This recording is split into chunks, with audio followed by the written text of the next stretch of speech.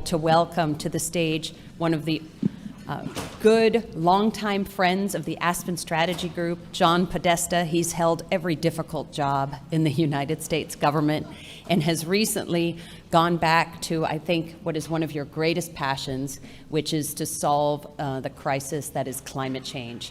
And it may not be an obvious thing for a national security conference to focus on climate change, but we always do every time we have a conference because it is a national security issue, a critically important one. It is already making civil wars in Sudan, in Syria, and elsewhere worse. It is causing a migrant crisis that is largely invisible, and it's only going to get more difficult. So we're very excited to have John Podesta with us. He's straight back from COP28, still jet lagged, so double thank you for that. And no one better to interview him than Jim Sciutto from CNN. Thank you very much.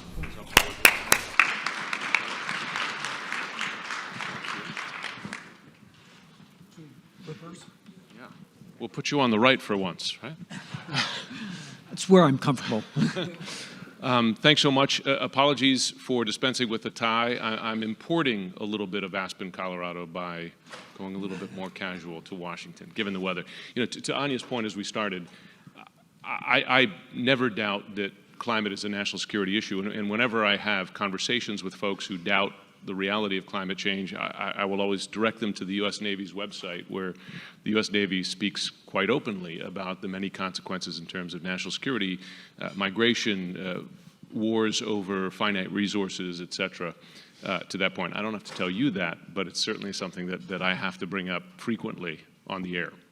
Well, I'll tell my son that. He works for the secretary. But so I'm glad you referenced the Navy.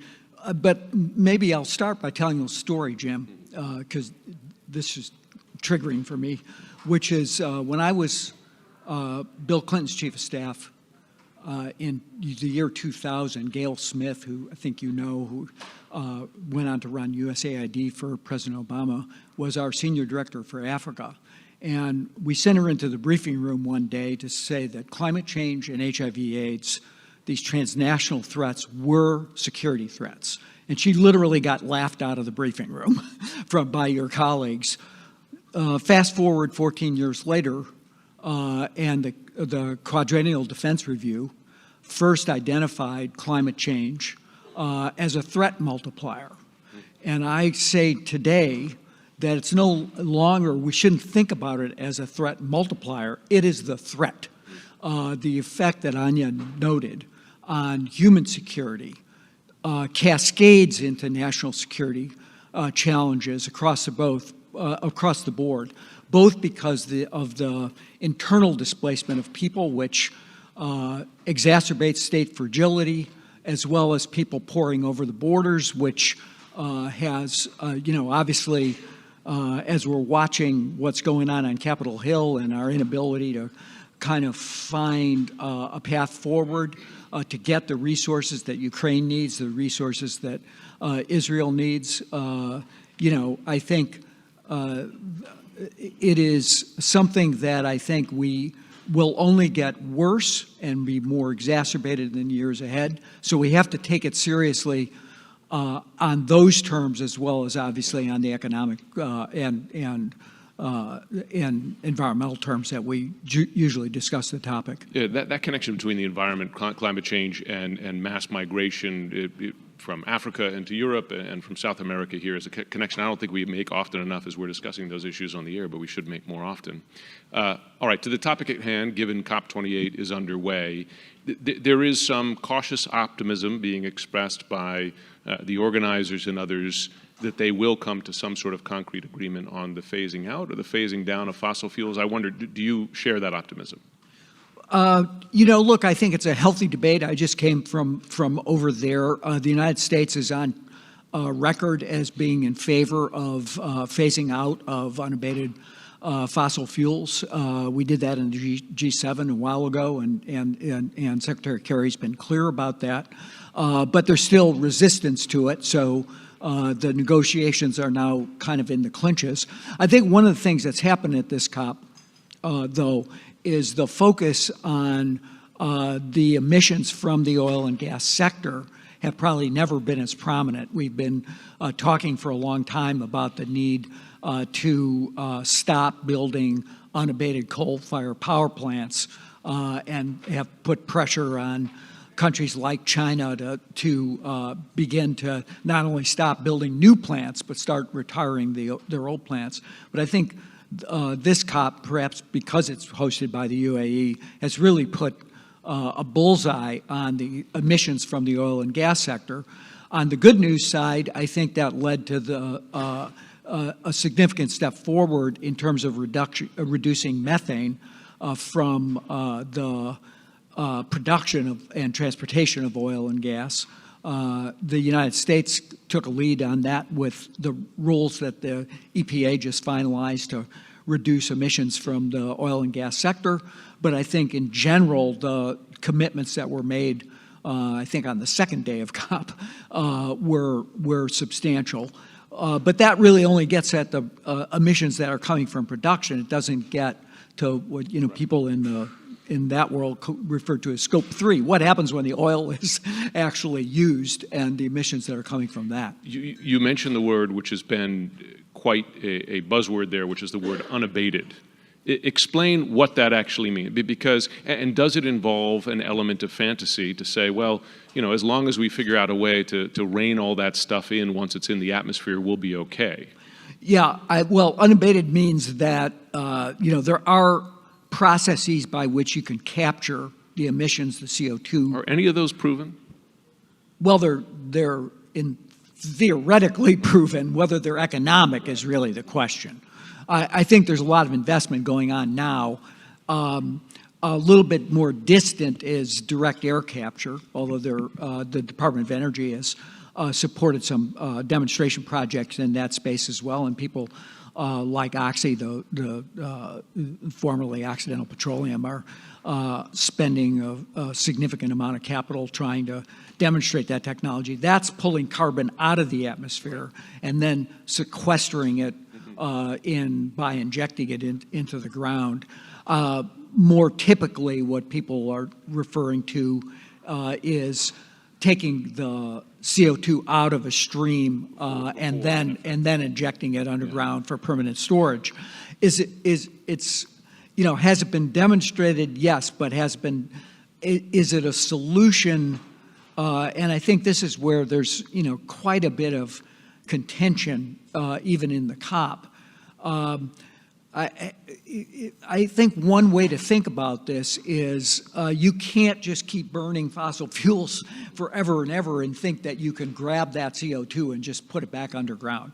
That is not going to be an overall solution to the problem. We have to move to clean and renewable sources of energy, but there's certain amount of CO2 that we're going to literally have to be able to remove from the atmosphere or from particularly hard to decarbonize processes where sequestration by mid-century, if we're going to get to where the point, people use the term net zero, where we're taking as much carbon out of the atmosphere as we're putting into it, then there needs to be a space for carbon removal. I just wonder, and there are a lot of parallels, certainly from the way the industry has handled this to the tobacco industry, but I just wonder if it's the equivalent of filtered cigarettes, Well, as long as we put a filter in, everything will be fine, which we know was not true. Look, how much of this is a solution as opposed to a distraction or a delay tactic? Well, look, I think that's a fair question. What I'm saying is that we have to demonstrate the technologies because we're going to need it. It doesn't mean that we can continue on the path we're on, which is to essentially power our economy through the use in the way we do today of fossil fuels, from everything from transportation to power in the power sector, et cetera. We have to move off of that. We have to electrify more. We have to create that electricity through clean sources, renewables, zero carbon sources like nuclear power. But we're not. But there's a little tail at the end, and I think that this, perhaps the fossil fuel industry likes to pretend that we can just keep doing what we're doing and take care of this through sequestration. That is not a solution, and that will not work. Sure. And that's why I think, what I'm doing at the White House is trying to implement the Inflation Reduction Act, which was the biggest investment in clean technology in the history, not just of the United States, but the world, to try to replace those resources across every sector: power, transportation, industrial, buildings, and agriculture and forestry, with climate smart and cleaner forms of energy. And I do want to get to the good news because there is some good news. But before I get there, speaking of the industry itself, are oil-producing nations, and by the way, one of them was the host or is the host of COP28 this year, Abu Dhabi, are they credible partners to address climate change when their incentives are mixed at best? Well, I think that the truth is that we need them to do things differently. And the UAE, for example, is a major developer of renewable power. And so that's, in a sense, a good thing. But they can't keep going down the track they're going, which is to continue to deploy and exploit for as far as the eye can see. And I think the same thing basically is true across the globe. We need to see the economy transformed to be powered on clean forms of energy. And I think particularly in the oil and gas sector, where the usage is so dominantly in transportation, electrification, finding other forms of fueling heavy duty transportation, including through green hydrogen, is going to be where we need to get to. In the meantime, the world still is dependent, if you will, on the continued production of oil and gas. But we have to make this transition, and that's why we're pushing towards, the president set a goal of that 50% of new car sales on cars and light-duty trucks will be electric by 2030, and I think we can accomplish that. Is there an odd dynamic there, given that U.S. production has grown so much and outpacing many of those that we traditionally saw as owning the fossil fuel business? And by the way, you have a leading Republican candidate for president who said that on day one, drill, drill, drill will be part of his mantra. Where does that put the U.S. role in this as it produces more? Well, I think in the near term, particularly as a result of what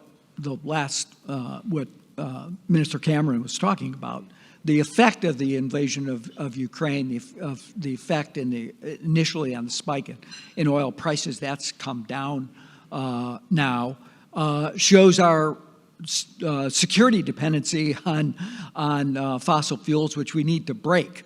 And I think that the U.S. production has helped stabilize prices, and that's, for a U.S. consumer perspective, that's at least in the short term, a good thing. But that doesn't mean that that's a solution over the long term. That's why we need to invest, and we're seeing that investment in cleaner technologies. There's been over $220 billion since the president came into office of investment in clean technology. About over $150 billion of that is in electric vehicles and battery manufacturing, reshoring supply chains. That's the future. But in the meantime, I think we have to manage the economy as it is. I'm not all a doom and gloom guy. I can't be, because my middle son is very focused on this issue, and I will have conversations in the car. He'll say, "Listen, the planet's done. We're finished. We've already messed it up." And I'll say, "Well, actually, good things are happening here." I'll quote him statistics about a more rapid uptake in renewable solar energy, wind power, ahead of projections just a couple of years ago.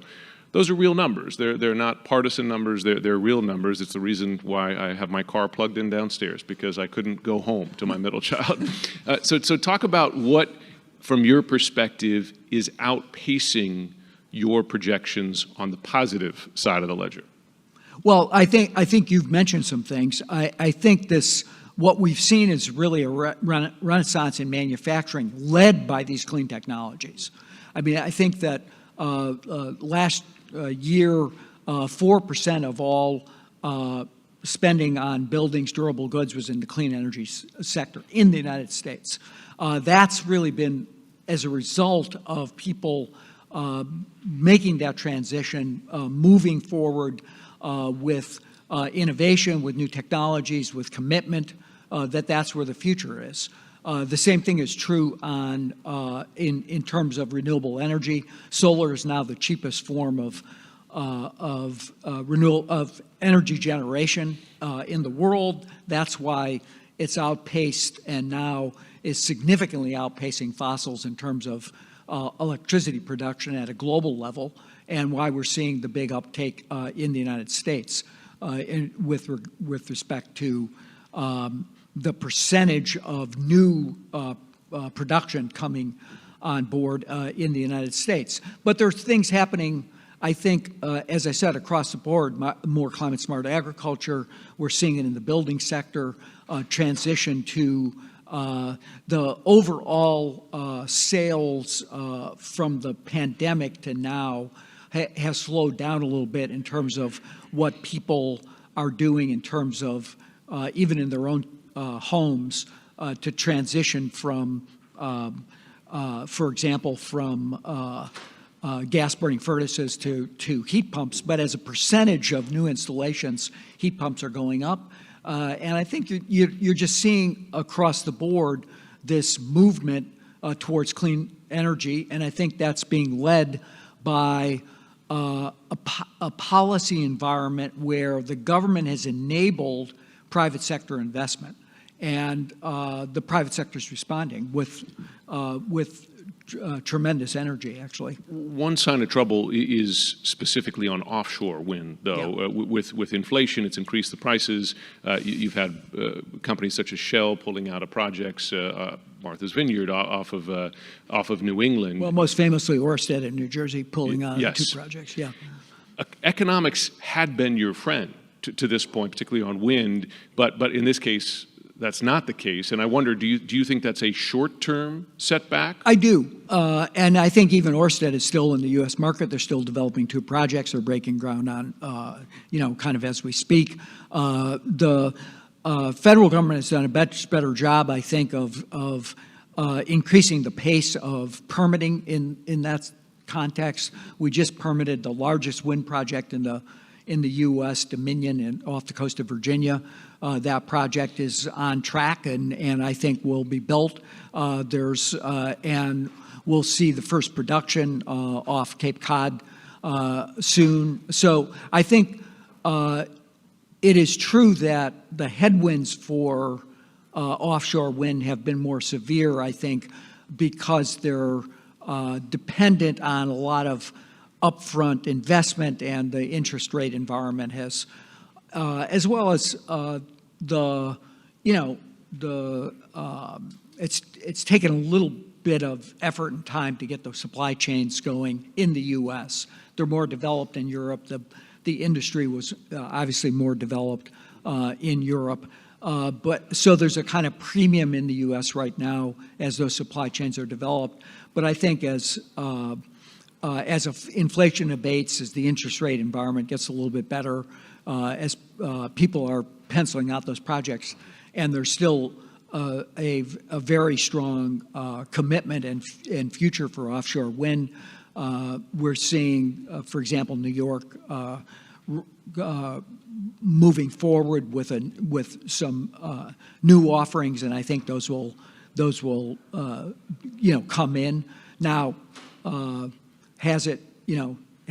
it hit a rough patch? Yes, but I think there's both the federal government, the states on both the West Coast and the East Coast are committed to it, and I think the companies are committed to it. So I think we'll work it out. I spent a lot of time in my job on the U.S. relationship with China, particularly from a national security perspective, and the various flashpoints, including Taiwan. Of course, we were just talking about that a few minutes ago with the foreign minister. And when I'm writing a book about great power competition, you talk a lot about U.S.-China relationships.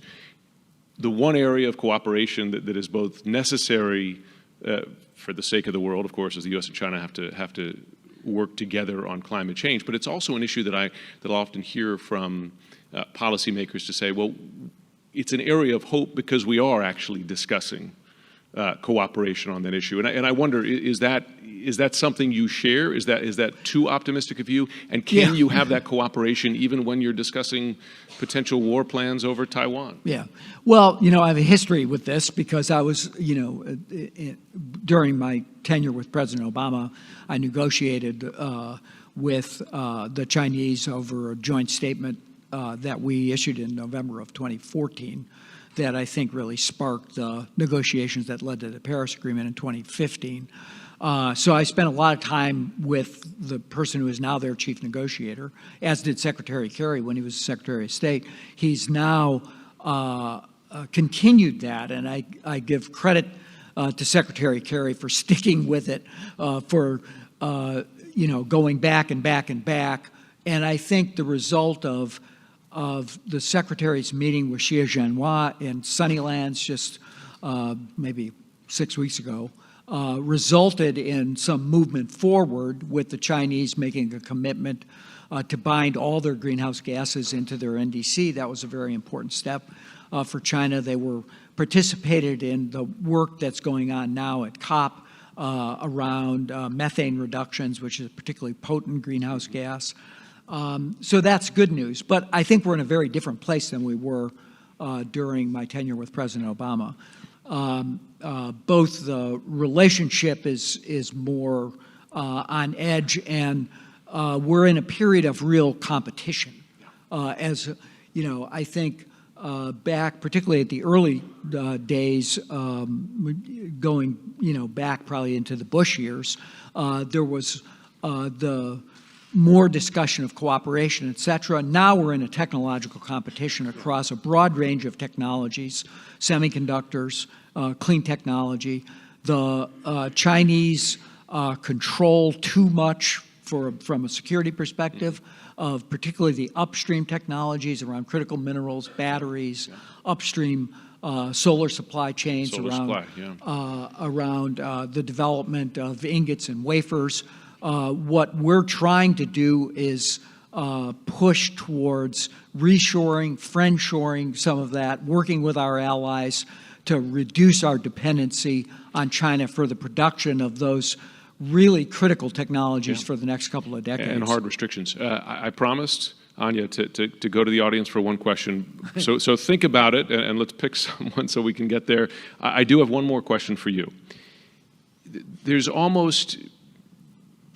maybe delusional is too strong a word, but at least kicking the can down the road. There's an aspect of that in any discussion right now, whether we're talking about the U.S. relationship with Russia over Ukraine, U.S. policy towards North Korea, but also environmental policy. That you have an election next year in which you could have a change of leadership here that would radically change the U.S. approach, certainly to this issue. You have a leading Republican candidate who, while president, publicly stated he doesn't buy the science behind climate change. Took the U.S., of course, out of the Paris Agreement. What does that mean for this country, the largest economy in the world, its approach to this issue? Do partners buy that any commitment you make today is going to last beyond the next 11 months? What does that do for U.S. credibility?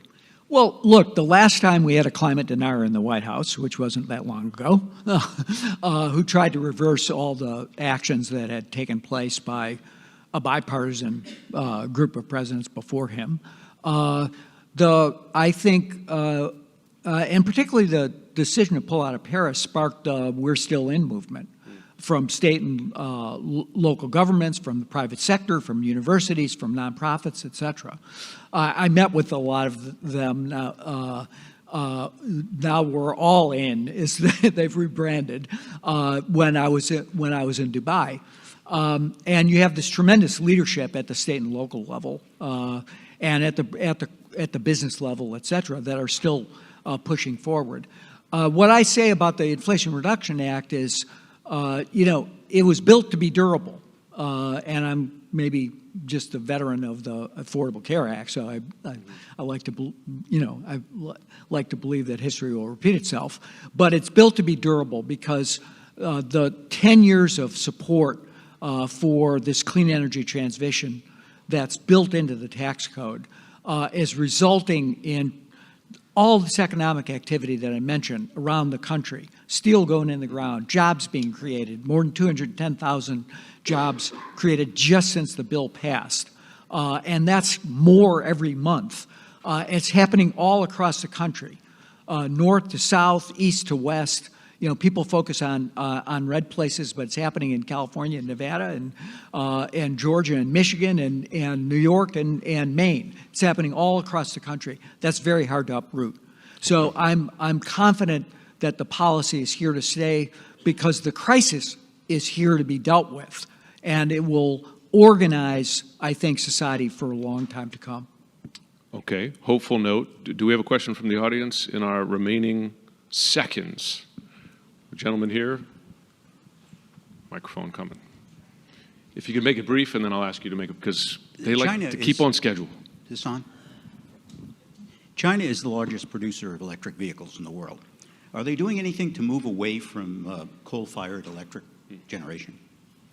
No, they're still building coal-fired power, and one of the things that I think our diplomacy has done, both the president in his discussions with President Xi and Secretary Kerry and his discussions with Minister Xia, have emphasized that they need to stop building new coal and they got to start retiring the old coal. Their answer is that they can manage through dispatch the massive build out of renewables. That is fair enough that they're building in China, but they have to stop building coal, and they haven't stopped yet. And so if you power electric vehicles using coal-fired power, you haven't accomplished very much. That's the other side to the question that you're asking. But I think that the pressure, I think, is most that they are most subject to is really from the rest of the world, and particularly the most vulnerable countries that we started off with, the people who are really bearing the brunt of extreme weather, the effect on food and water systems, et cetera. I think that the world needs to push towards having a change of behavior in China, and the United States is an important voice, but it's that rest of the global community that I think is likely to change Chinese policy. And a similar question for India as well, but we'll save that for another conversation. Okay. John Podesta, thanks so much. Thanks, Jim. Enjoyed it, and thanks to all of you.